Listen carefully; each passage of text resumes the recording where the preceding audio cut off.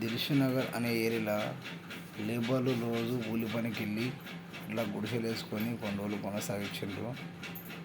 కొనసాగించుకుంటూ పోయినారు. అట్లా రోజు అట్లా కొన్ని రోజులు చేసుకుంటూ వెళ్ళిపోతూ ఉన్నారు. లేబర్ పని డ్యూటీ చేసుకుంటే డ్యూటీ ఫ్రీ కాబట్టి కొన్ని రోజుల ముందు ఛానల్ నుంచి చేసుకుంటారు. గుడిసెలు వేసుకొని అట్లా కొనసాగించుకొని ఇంట్లో పని చేసుకొని ఇంట్లో పని ఆ పని ఈ పని చేసుకొని ముందుకు వెళ్ళిపోతూ ఉన్నారు. వెళ్ళిపోయి మామూలుగా కొన్ని రోజులు చేస్తా పోయారు. అట్నే కాలం కలిపేసుకుంటా ఒక సంవత్సరం అయిపోయింది, ఒక 6 నెలలు అయిపోయింది, 6 నెలలకు సంవత్సరం అట్లా అయినా కానీ ముందుకు వెళ్ళిపోతూ ఉన్నారు. ఇప్పుడు జాగా దొరికింది కదా ఫ్రీ కిరాయి కట్టకుండా అని చెప్పేసి ముందుకు వెళ్ళిపోతున్నాగా ఇంకా పైనుంచి వీళ్ళకు ఒత్తిడి చేస్తూ ఉన్నారు. ఏంటంటే కొన్ని రోజులు టైం ఇచ్చారన్నమాట. ఇక్కడ రైలుపట్ల వచ్చేసి గుడిసెలు తీసేవచ్చేస్తుంది అని చెప్పేసి వీళ్ళకు నోటీస్ పంపారు.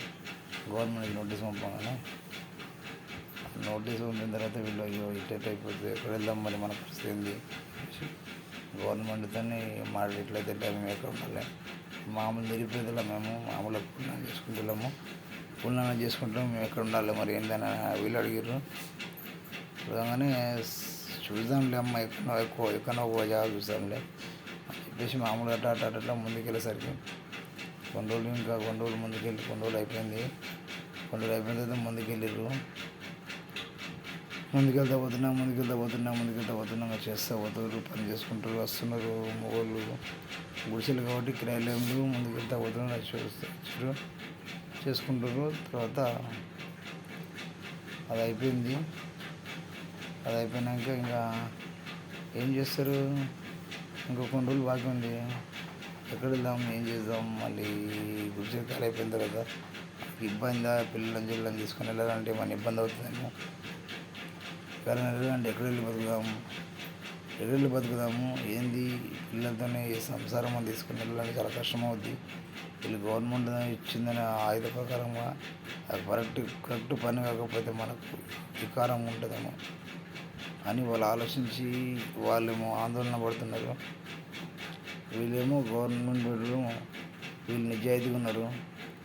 వీళ్ళు ఏదో ఒకటి చేద్దాంలే వీళ్ళకి, ఎందుకంటే ఇక్కడ రైలు పట్టాలో ఇబ్బంది, ట్రైన్లు వస్తుంది అలా ఇబ్బంది అవుతుంది, వీళ్ళకి ఎందుకంటే ప్రమాదం జరుగుతుందేమో అని చెప్పేసి వాళ్ళు ఆలోచించి వాళ్ళు నిజాయితీగా ఉన్నారు. ఉండి ఇక్కడ దగ్గరికి వచ్చేసేసరికి ఇంకా ఎన్టీఆర్ నగర్ అనేది ఒక ఎల్లమ్మకి ఎన్టీఆర్ అనే ఒక పల్లె ఉంది. ఎన్టీఆర్ నగర్ అని ఎన్టీఆర్ కట్టించినప్పుడు ఇందిరమ్మ కాలంలో ఇందిరమ్మ పథకం మీద కట్టించిన ఇండ్లు అవి. అక్కడ చూసి వీళ్ళ ఫ్లాట్లు అక్కడ నుంచి మంజూరైనాయి. అక్కడ నుంచి వచ్చినాక ఆ గుడిసెలు అక్కడ లేపేసి ఇక్కడ ఇచ్చిర్రు. అదే ఎన్టీఆర్ నగర్. అక్కడ నుంచి దిల్సుఖ్నగర్ నుంచి లేపిన ఫ్లాట్లే ఎన్టీఆర్ నగర్. ఆ ఫ్లాట్లన్నీ ఇప్పుడు ఉన్న లేబర్స్ అందరికీ సరిపడిన మంది ఇండ్లు ఇచ్చిర్రు. అదే ఫ్రీగా ఉంటున్నారు ఇప్పుడు. అదే ఎన్టీఆర్ నగర్.